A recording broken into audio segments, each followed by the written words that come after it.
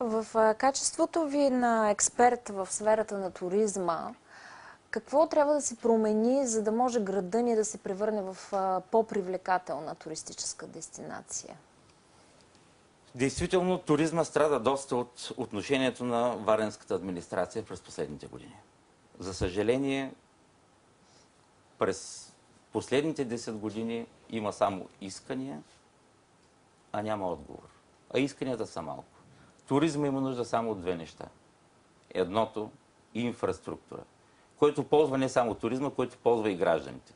Тоест това, което иска туризма, го искат и гражданите, и община Варна чрез своята администрация е длъжна да даде на своите граждани тази инфраструктура. Освен това, туризма иска още нещо. Това е реклама. И то реклама на дестинация Варна. Не реклама Свети Константин и Елена, Златни пясъци или нещо друго. Реклама дестинация Варна, както съществува реклама Анталия. А след това, вече тази дестинация трябва да се обогатява. Не само курортните комплекси, а семейният туризъм, културният туризъм, фестивалният туризъм. Данните на Варна са огромни, трябва да използваме това, което имаме. Трябва малко помощ от администрацията.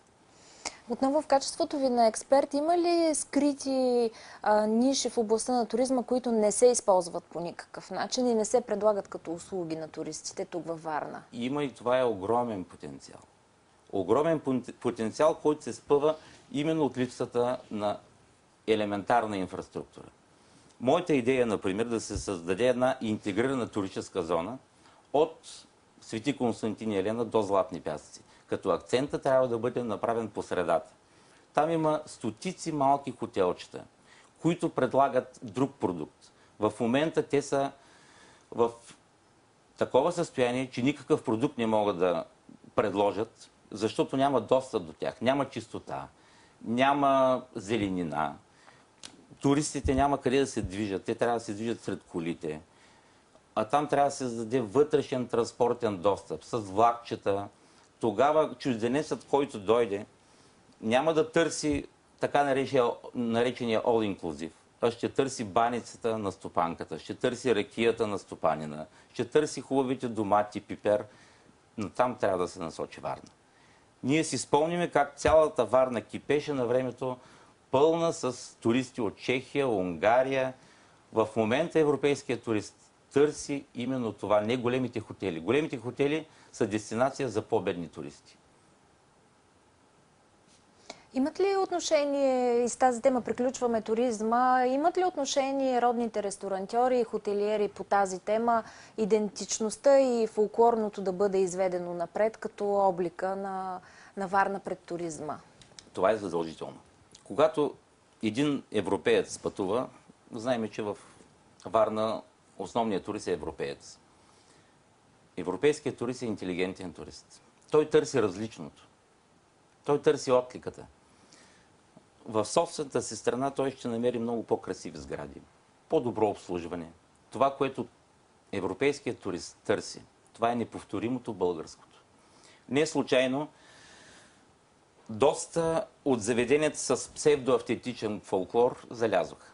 Останаха нестинарски танци, останаха уния състави, които пазят истинското българско.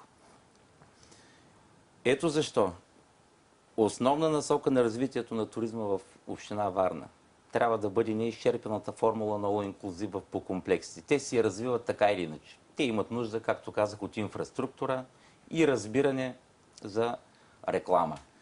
Но трябва да дадем превес на малкия, на средния бизнес, на човека, който може да предложи специфичен продукт, неповторимия продукт. Това се търси. Господин Недков, какво трябва да е отношението на общината към държавната власт и на какво лоби разчитате вие? Аз казах вече, общината трябва да работи не предизборно с държавата. Общината трябва да работи ежеминутно, ежечасно с тази държава. Варна не е случайен град. Не може за Варна да се сещат от София само когато наближат избори и то, ако има така създадена нужна обстановка. Не може в София да се строи метро, спортни зали, обходни магистрали, а за Варна да говорим като селото. Не, Варна не е селото. Ние ще покажем, че ние можем и сами да се справим, но освен това ние имаме права на гражданите на София. Тоест искаме инвестиции от страната, защото ние осигуряваме на страната също големи данъци.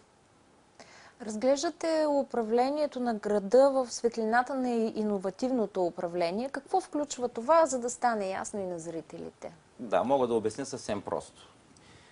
Иновативното управление означава да не се управлява както се управляваше до сега. Ляв модел.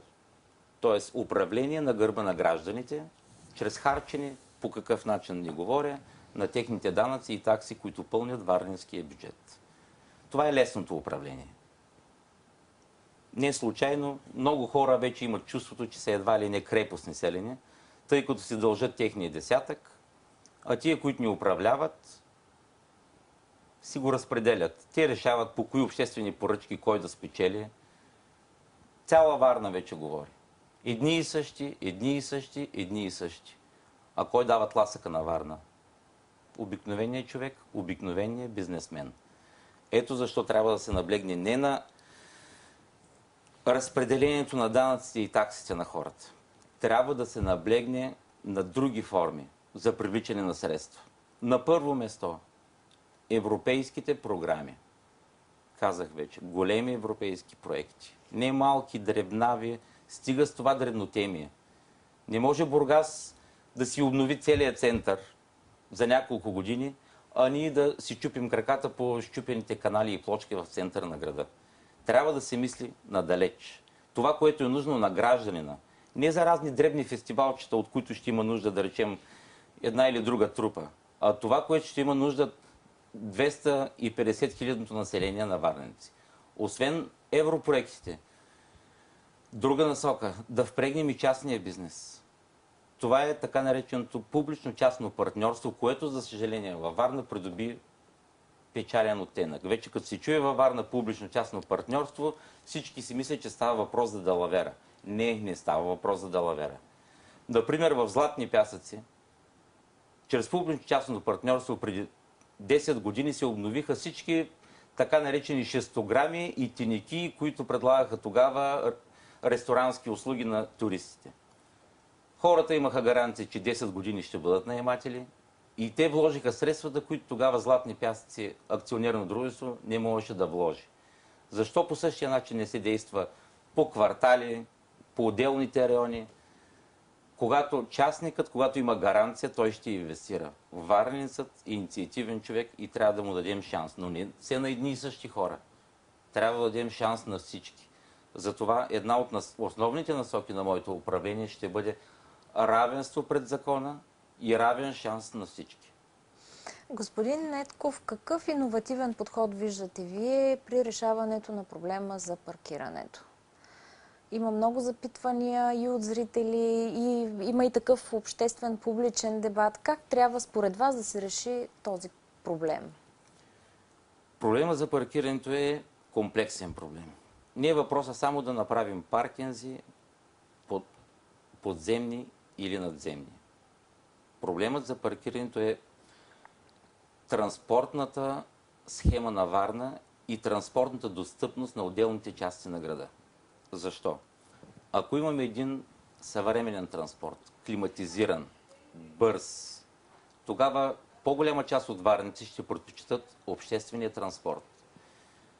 Питам аз, защо един автобус в София превозва на ден 1300 човека, в Пловдив 900 човека, а във Варна само 500? Ами защото е стар, защото улиците не са пригодни за този обществен транспорт. Очевидно, че трябва да подходим комплексно. Не само паркинзи, но трябва да подходим и инвестиране в бързи транспортни коридори, не с 30-40 км в час и светофар на всеки 30 метра. Трябва да направим съвременни надлези, подлези, да избягваме светофарите. Давам пример, например, светофарът на улица Студентска. В момента, в пика на сезона, по километър и половина опашка и от Златни пясъци и към Златни пясъци. Защо не инвестирахме средства да направим един съвременен подлез или надлез за автомобили? Действително там трябва да има такова обращало. Съгласен съм, но не с средства, които са от преди 50 години. Един светофар. Ето защо касае се за комплексен подход. Трябва да има и синя зона. Разбира се, тази синя зона ще се започне внимателно, без да се нарушат интересите на гражданите. Синя зона, която да осигури паркиране в центъра на града, защото в момента, ако нямаш шофьор или ако не си с такси, работа в центъра не можеш да си свършиш. А очакваме туристите, румънците, които идват с коли, да дойдат да купуват в нашите магазини. Те няма къде да паркират, затова отиват по моловете. Така че синя зона необходима в отделни части, които не пречи на гражданите да ползват личните си автомобили. След това постепенно разширяване на тази синя зона, създаване на обществени паркинги и подземни, и надземни. Има такива места все още във Варна. И бързи транспортни коридори. Обществен транспорт, който да е съвременен. Господин Недков, тъй като времето ни е изключително много напредна, с две изречения. Колко време ще ви е необходимо, за да организирате екипа си в реализацията на тези идеи и коя е вашата кауза? Веднага. На мен не ми е необходимо време, тъй като проблемите на варнаци са и мои проблеми. Аз знам техните проблеми, а експерти Варна има. Аз ще разчитам на експерти от всички области, от всички цветове. Ние трябва да работим заедно за Варна. Аз ще разчитам на всички варненци, защото всички варненци искат промяната. Добре, благодаря ви за това участие. Пожелавам ви успех. Това беше Николай Недков, кандидат на Синята коалиция за кмет на Варна.